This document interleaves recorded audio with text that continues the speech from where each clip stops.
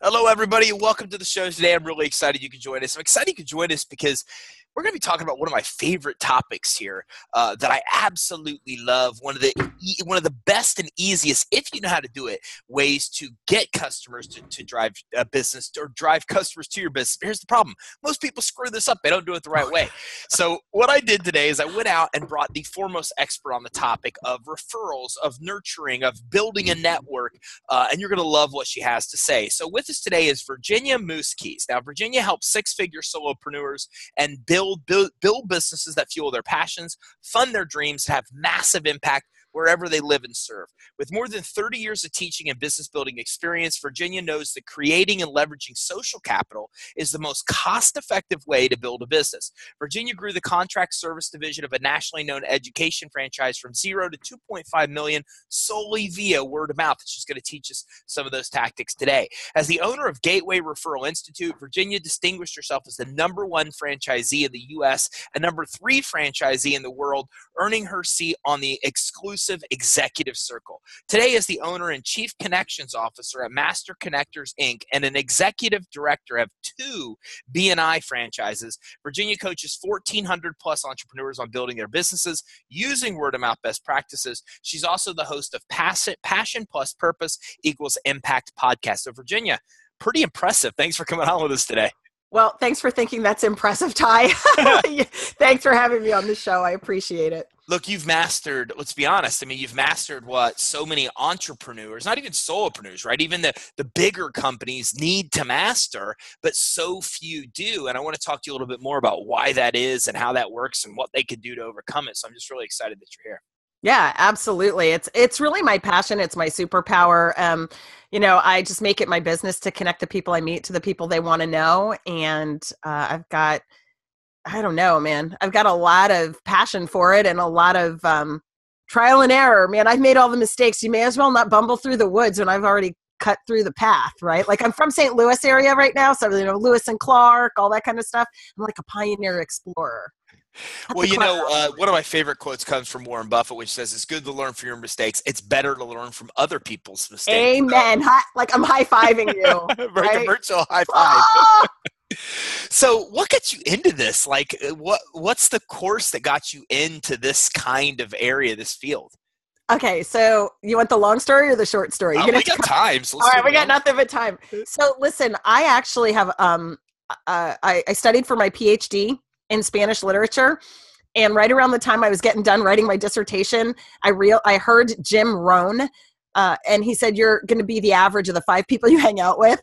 And I walked up to where my office was in the university, and I just walked down the hall, and I looked to my left and I looked to my right. And then I walked back down the 3 flights of stairs, got in my car, went home, threw myself on the bed and bawled like a baby. My husband came home and asked me who died. And I was like, I've seen my future and it's just not pretty. So then go figure, somebody had come by one time and said, hey, if you sign up and I sign up, Julie's going to win a car. And I was like, well, I'll sign up so she can win a car, but I'm not selling this crap.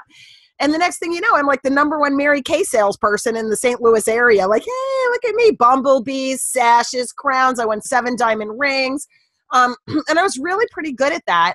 And one day I was at a post office and I walked up to this lady and I said, hi, my name's Virginia and I'm with Mary Kay Cosmetics, and I make it my point every single day to select 5 sharp women like yourself to try our amazing Mary Kay products. And I would love it if you would give me your impressions of this fabulous lipstick that would really favor your coloring. Could I get your number?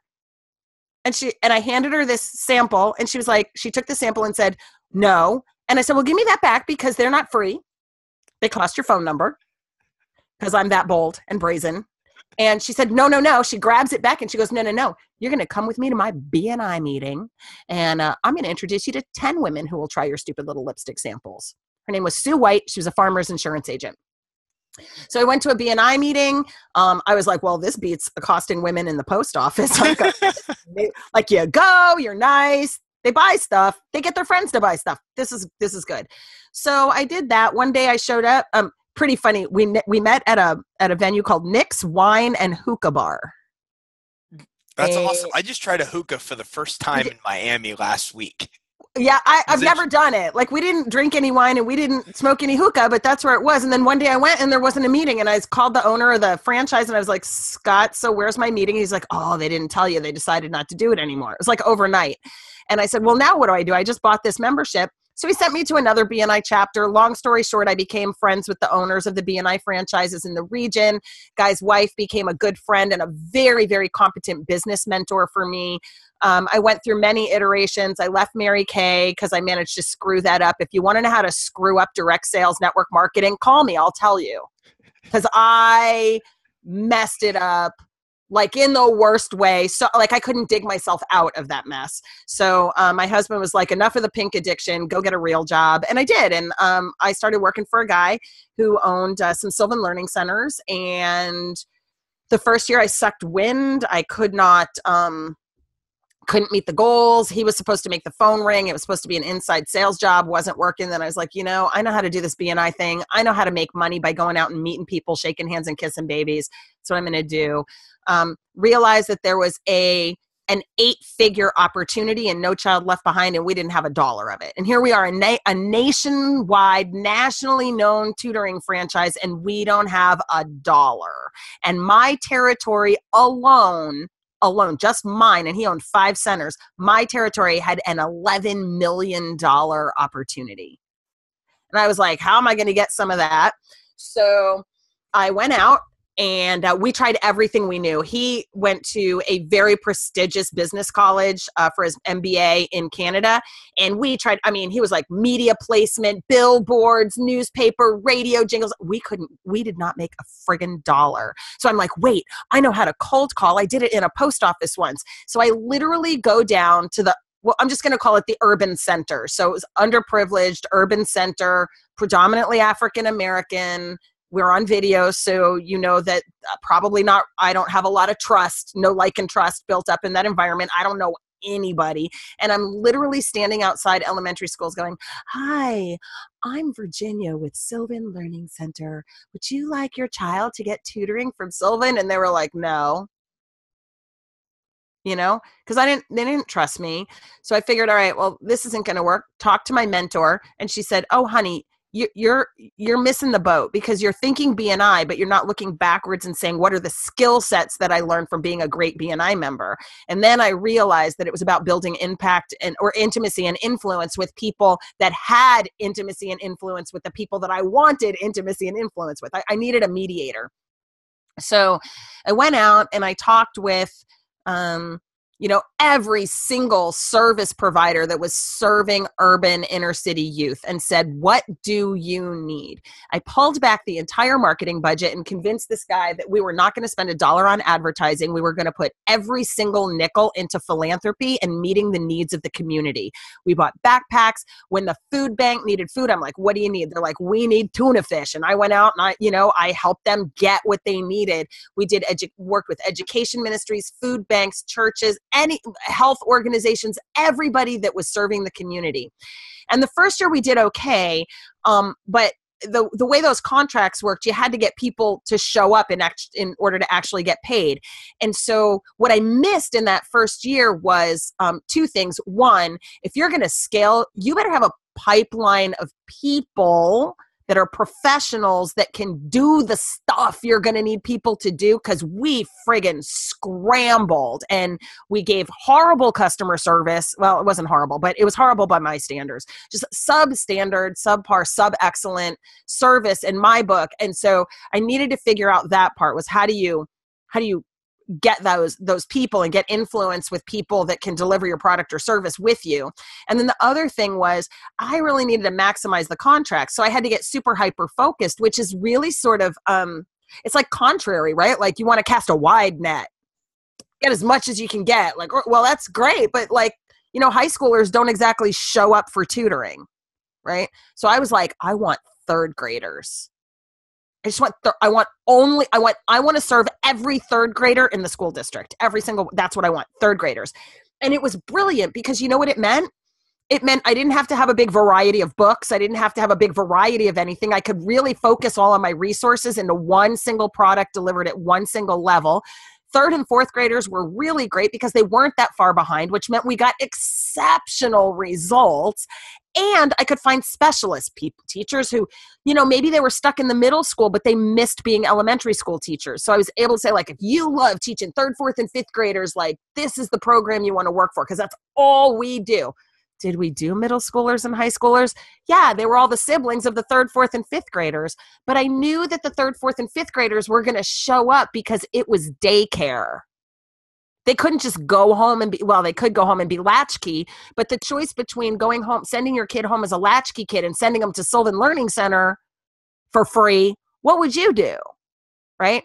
So what I learned in that experience is what I then translated into this 6-step formula. I call it referral alchemy. It's a 6-step proven formula for turning your network into gold. Right? And that's really how it came out. It was all of the hard-won, hard-earned lessons from my years in Mary Kay, and then this No Child Left Behind thing. So, Virginia, can you dive into that? Can we talk a little bit more about these 6 steps?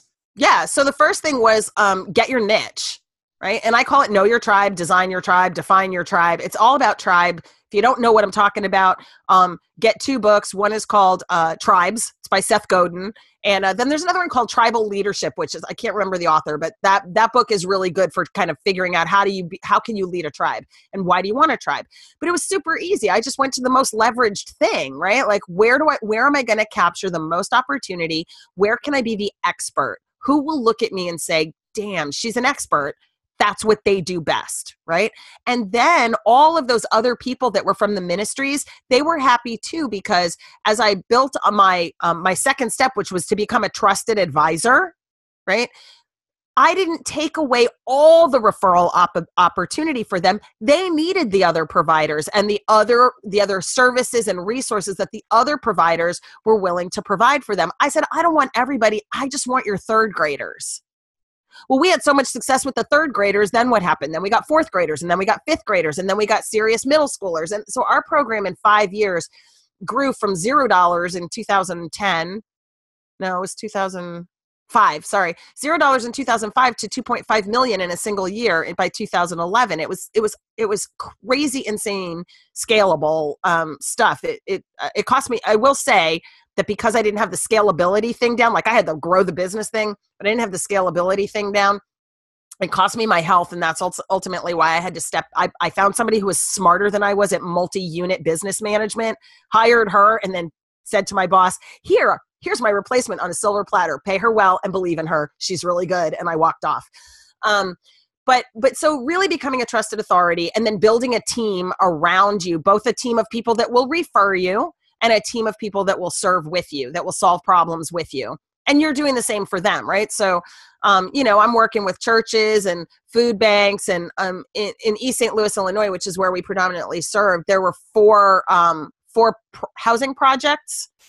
And each one of those had a community center, and they all had needs in the community center, ranging from diapers and backpacks to, formula and food. And so we just made sure that we provided that. I went and did story times and, really made myself somebody that was kind of known in that space. So I became a trusted advisor to those folks.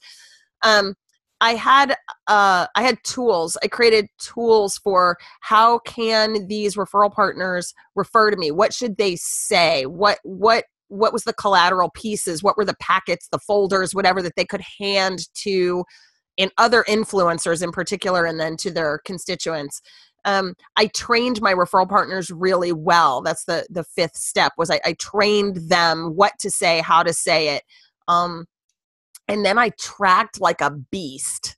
So I really looked at, okay, so the first year, which of those referral sources actually produced the most revenue? And then what I did was I doubled down with them the next year, and I provided more resources to them than to the other people. And the other people were like, hey, how come your resources to us have been reduced? And I would just say, look, really, truly, because it's just a business decision. I really want to help you, and I'm continuing to help you in the measure that I can. But honestly, gosh, Ty over here, he produced $800,000 in revenue for me, and you produced $10,000 in revenue for me. So he's getting the $80,000 lion's share of his, or $800,000 lion's share of his value from me back. So I'm reciprocating in the proportions that are reasonable based on what people are generating. And actually some people said, well, screw you, we'll just go somewhere else, which I was fine with. And other people doubled down and they got me more business because they wanted a bigger share of the resources. So that's really the steps, right? Like I figured out where was I going to be most leveraged. I defined my tribe. I did the work of becoming a trusted advisor in that space, created a team around me of people that wanted to refer to me. I created tools, I trained them, and then I tracked. And I made sure that I was a good referral partner to them. And sometimes, it was referring people into their programs. Sometimes it was like, hey, can you buy me 10 Hooked on Phonics kits? Or, hey, we need 100 backpacks. So we focused on education stuff. I tried to stay away from like diapers and formula, and I tried to stay in the, books and reading and math and, that kind of stuff. And I tutored a lot personally. I would go down and tutor for free in the summers on my own time.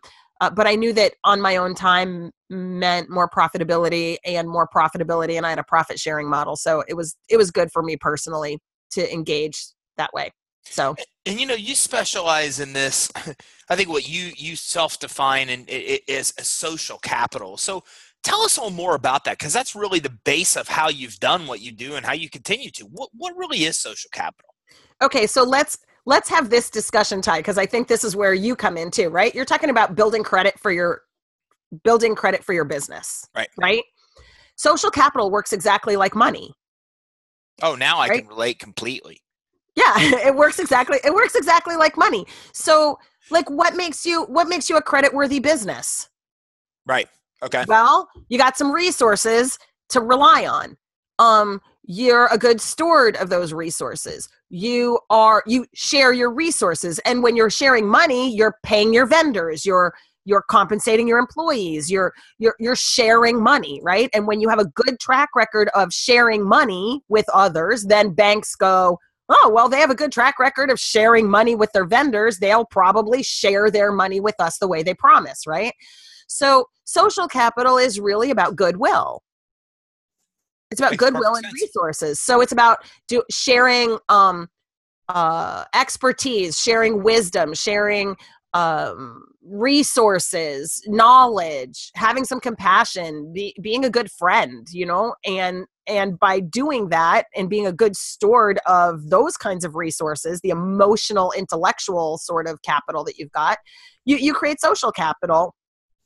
And it's all about, I work with Jay Facette, who runs Mastermind to Millions in JVology, and he talks about intimacy and influence, right? So all relationships are built through intimacy, which is having integrity, being an authentic communicator, being willing to kind of let your guard down and be a little bit vulnerable and give people an opportunity to share with you, to be a good receiver, right? They say great leaders are great followers. So, people who really build social capital also show their throat a little bit, right? They show their veins a little bit, and they take emotional risk with people and allow people to provide them and share their resources as well. They give regularly to people who give to others. And I think that's a really big one. So I'll just say it again. It's giving regularly to people who give regularly to others. Not necessarily I give to Ty and Ty gives to me.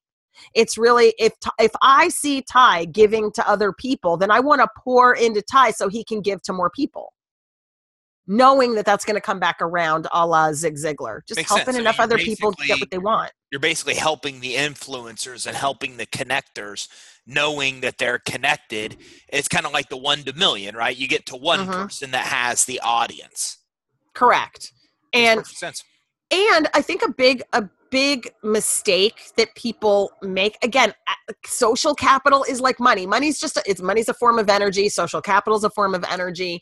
It's, when you're using your money and you're putting your money towards the wrong things, like you think you're putting the right money in the wrong places, you get the wrong result. Well, it's the same thing with your social capital. If I'm not rewarding my $100,000 influencer, the one who actually produces those results for me, and I'm not not working harder with that person or giving that person more of my time, my authenticity, my vulnerability, sharing my resources, concern.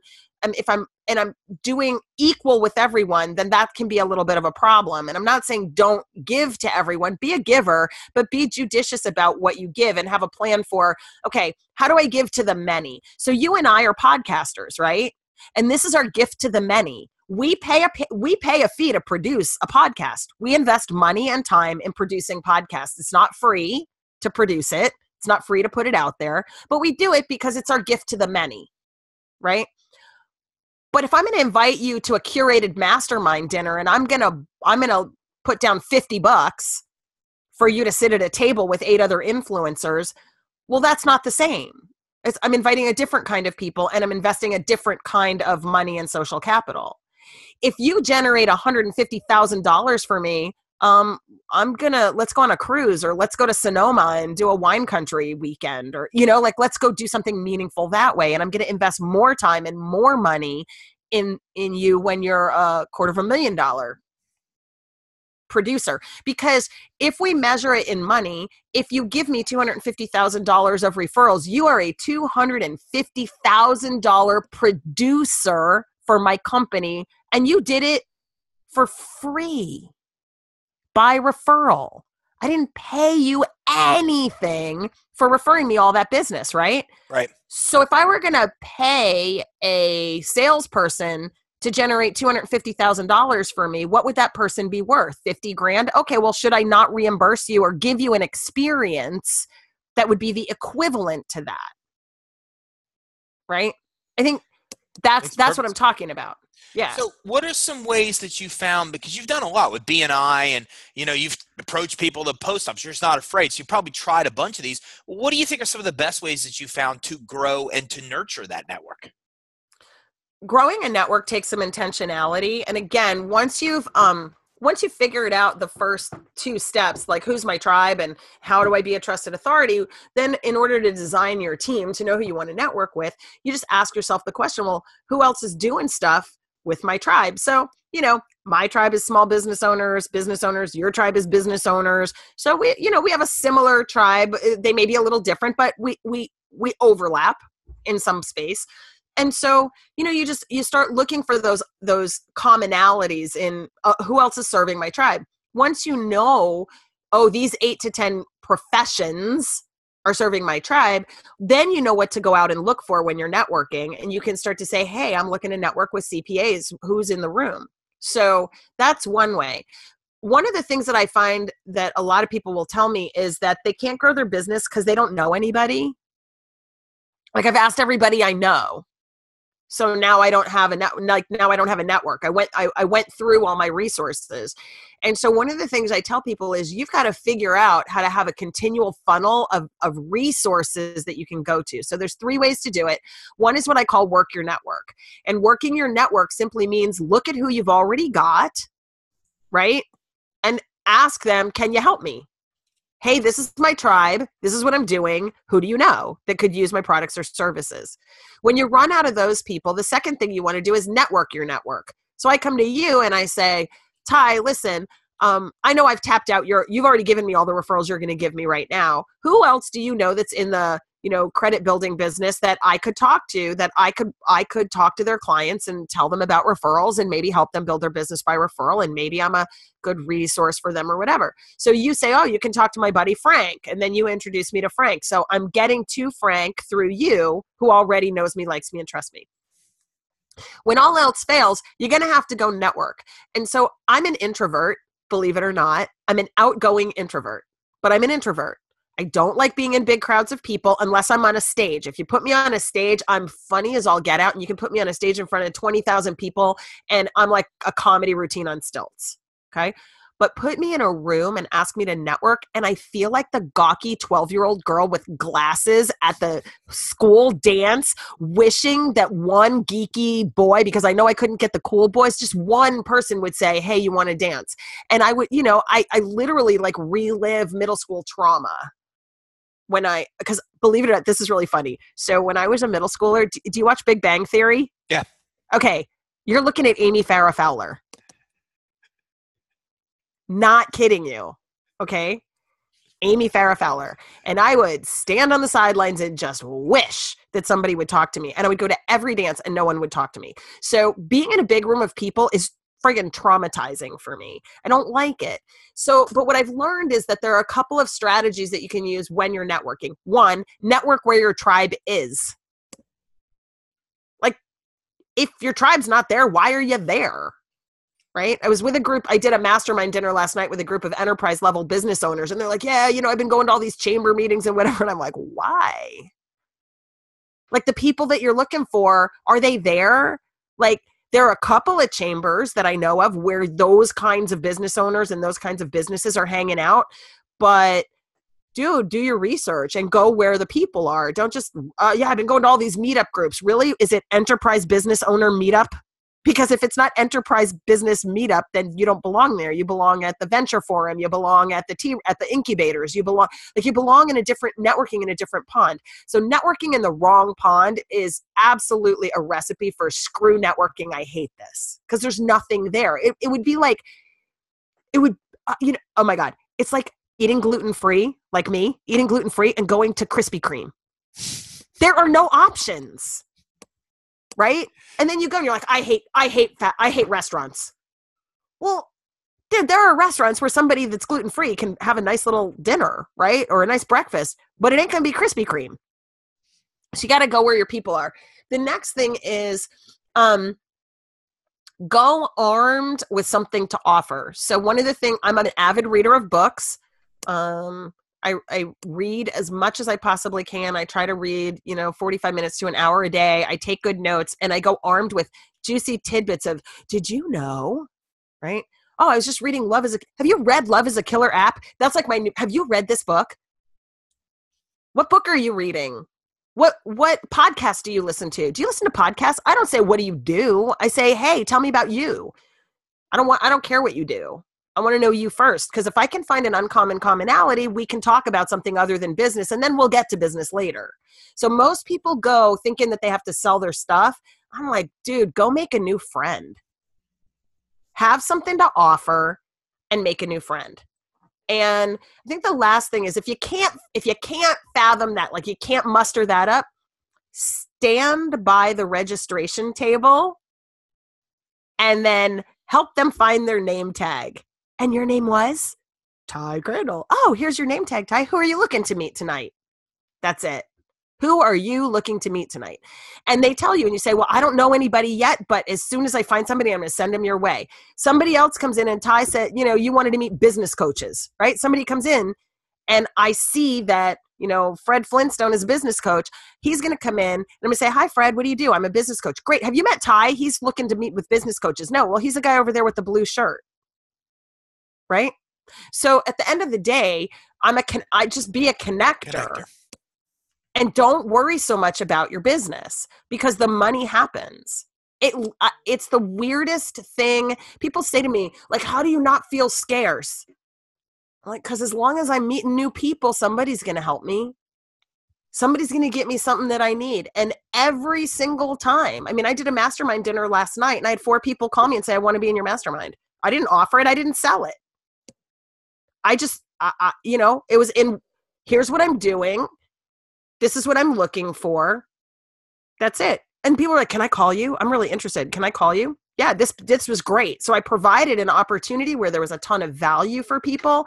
They really enjoyed meeting each other. The uncommon commonality is they're all looking to do business with manufacturers. So every time I'm networking, people are like, manufacturers.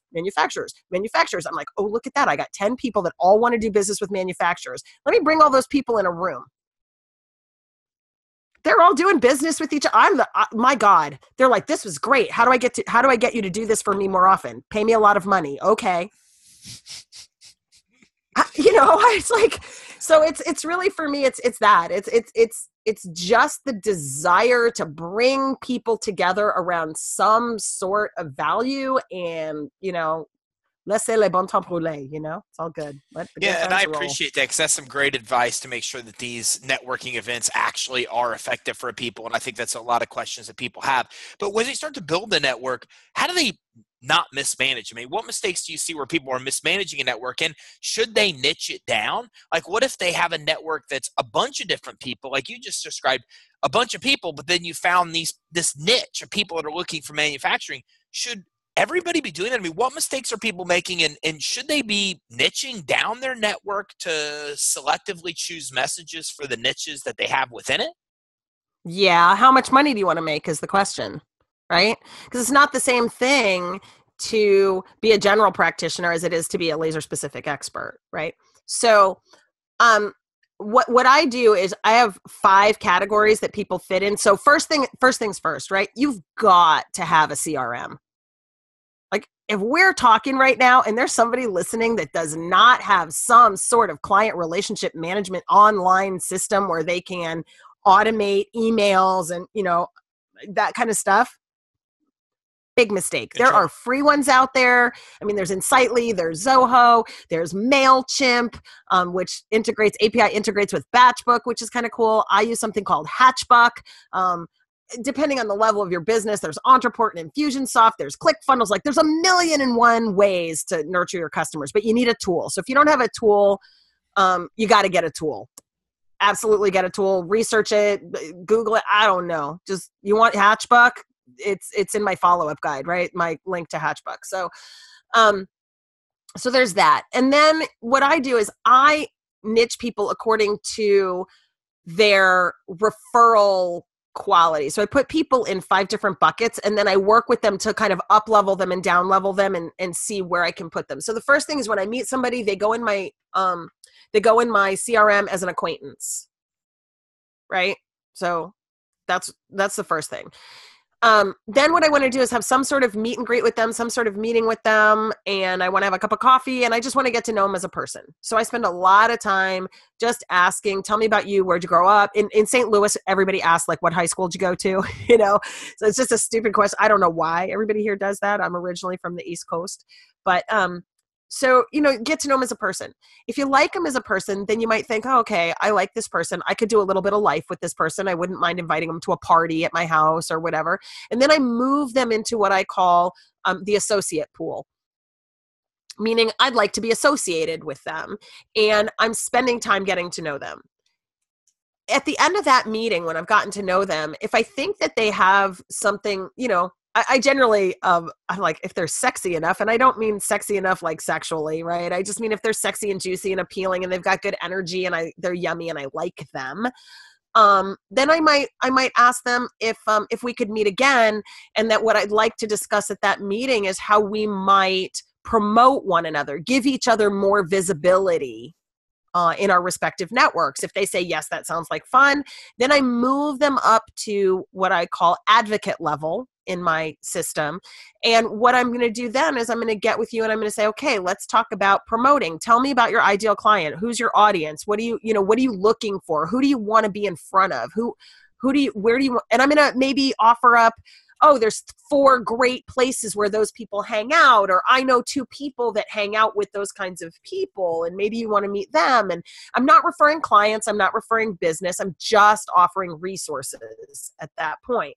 Now, if you offer some resources and I like them and I offer you some resources and we go out and we kind of do the thing that we agreed and you show up to be a person of your word, then I might invite you back for another meeting and say, hey, here's the deal. I really think that your target market, your niche and my niche kind of overlap. And I'd love to learn a little bit more about what a great client looks like for you and what a great center of influence looks like for you. And I might be willing to dig through my network a little bit and introduce you to specifically to some of the people that I know that you want to know. For the purpose of helping you grow your business. Would you be willing to do the same for me? If they say yes, well, then I'm going to make them an ambassador. They are going to be a connection that takes me to a foreign network, right? They're going to walk me into a network that I don't have a lot of connections in. And then if they really, like, most people will kind of stay in that space. If they're really somebody that's super juicy and like their clients always need what I have, right? So, for example, in your case, like a business banker, and I don't know what you do for your day job, but I'm looking at, I'm saying like business bankers, people that do non-bank lending, business brokers, those kinds of people. Like if I'm one of those people, then we need to affiliate in some way. And you can affiliate in lots of ways, but you just work out a deal. Referrals for referrals, money for referrals, referrals for money. You just figure out what that looks like. I'm a really big fan of referrals for referrals and valuable experiences. So, if you have a couple referral partners that both generate $50,000, $60,000, $70,000 for you, why not create a weekend experience, take them somewhere and, I don't know, drive a Tesla or, all go car racing or go to the PGA or, you've got some sort of uncommon commonality. One of the things I used to do with my referral partners, which is really funny, for some reason I work really well with 53-year-old men. Okay, like it's just, I think it's because my first job was as I taught in an all boys boarding academy. So I just have this ability to communicate in a way that most women don't communicate with guys. Anyway, so I would get them all together and we would go down to the athletic club, the Missouri Athletic Club, and we would drink a single malt and smoke a cigar. And like, that was like the big thing. Did you get invited to that? Now, I don't smoke and I don't drink single malt. I would have a Chardonnay and I would watch them smoke cigars, which was kind of gross for me, but they liked it and they referred me a lot of business. So it was all about like, I'd take them to the cigar bar. They would open up the humidor. They would all select their favorite Conestoga, whatever that is, stogie thing. And then we would go, and then I would have them bring out all of the single malts and they could choose. We had a little like they would put them all out. And yeah, it was just really nice. And the guys loved it, right? If I'm going to do it with women, it's probably going to be wine, or coffee or whatever. So it was really about curating these really cool experiences that made people feel seen, heard, and bonded to one another. And then that was how I rewarded my referral partners. It wasn't cash, because let's face it, I couldn't pay you enough money to get on your podcast. You can't pay me enough money to get on my podcast. If I'm going to do a mastermind and I'm going to invite you as someone who was kind enough to host me on the podcast, I'm not going to charge you money to be in a mastermind with me. You just invited me on your podcast and put me in front of a gazillion people, right? So, but it's the experience, because for you, meeting 10 other podcasters could be a really good value-added experience for you, right? So that's really how you curate and nurture. Another mistake that I think people make is they spam. They add people. I get added to so many people's email lists, and I didn't specifically ask. So if somebody doesn't ask you, can I get on your email list? Don't put them there. Because the value that you provide for somebody is not the information, and it's not about producing or promoting your business. So that, I think, is another big mistake people make in curating their network. Not doing anything.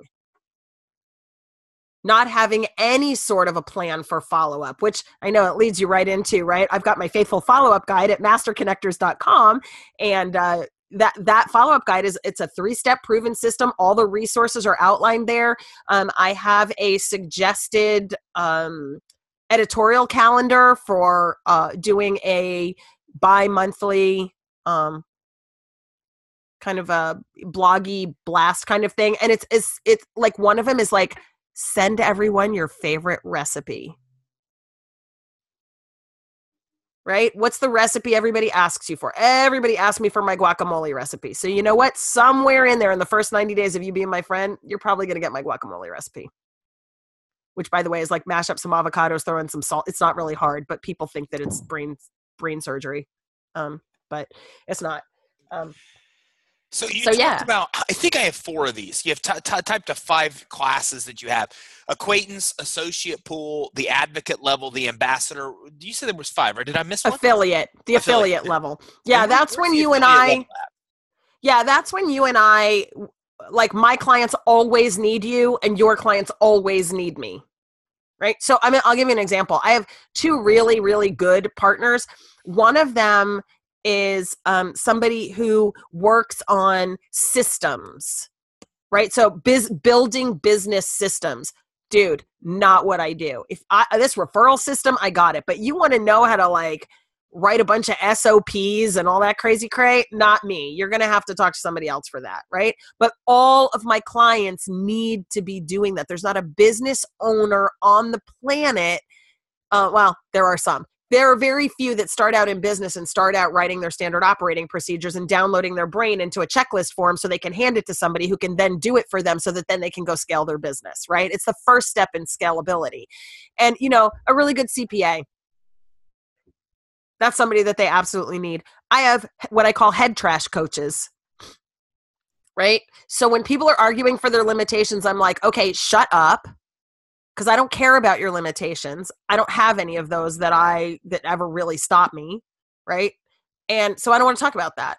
But if you have them and you need to talk about something, I know this person, and this person, which one feels like a better fit for you, go spend some money over there because I'm not going to do your head trash. And I know that sounds really snotty. I'm sorry. But I'm not good at it, right? Do you really want somebody like me dealing with your head stuff? You don't want me in your head. Virginia, this has been invaluable, and we could go on for hours and hours. Probably. You've given us so many things with, the steps to mastering networking, the ways to network your network, the classes of people, how to do this, the CRM.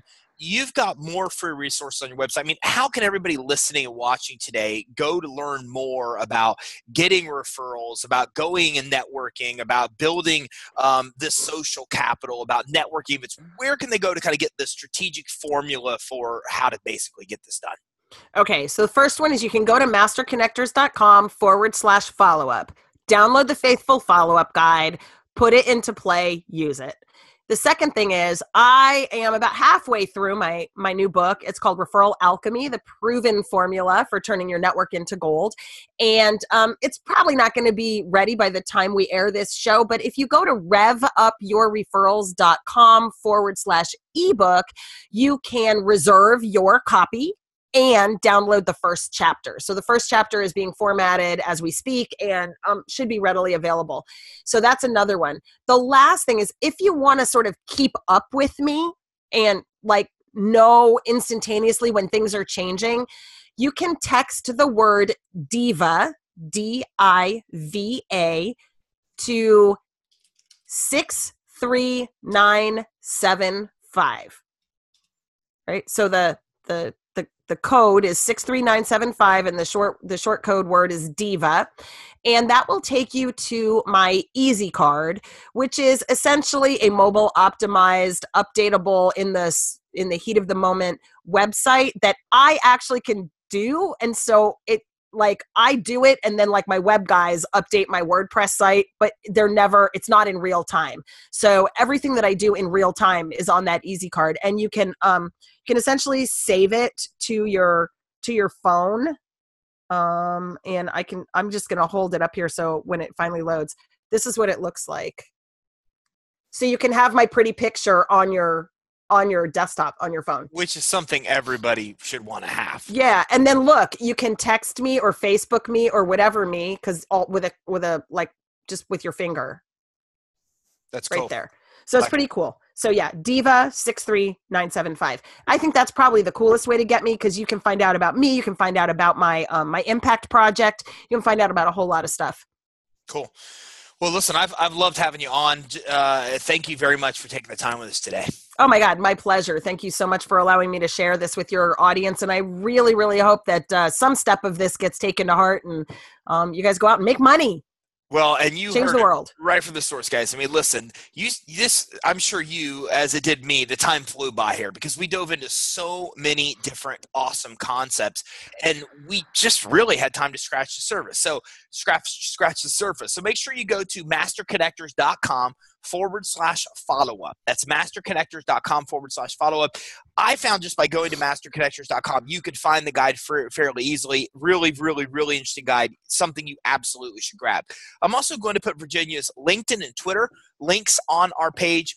Don't forget, you can also text the word DIVA to 63975. I'm going to add that to the show resources page as well. And then not yet, but you could be one of the first ones to actually. Somebody else just hopped on. They did. And then they hopped off. I guess okay. come to the podcast early. New New people are showing up. New people showing up. So make sure you also go to revupyourreferrals.com. That's revupyourreferrals.com/ebook. There's nothing there right now. But the cool thing is, by the time this is released, it just might be there, and you'll be one of the first to grab that resource. So make sure you go to revupyourreferrals.com/ebook. So remember, this is all great, but if you don't take a next step to learn more, it doesn't mean anything, as Virginia said. So take a next step. Make sure you go to masterconnectors.com/follow-up. Go to revupyourreferrals.com/ebook and text DIVA to 63975. Don't expect you to remember it all. Just go to the show resources page and you'll get all that information. So again, thanks Virginia for hanging out with us. We had a blast today.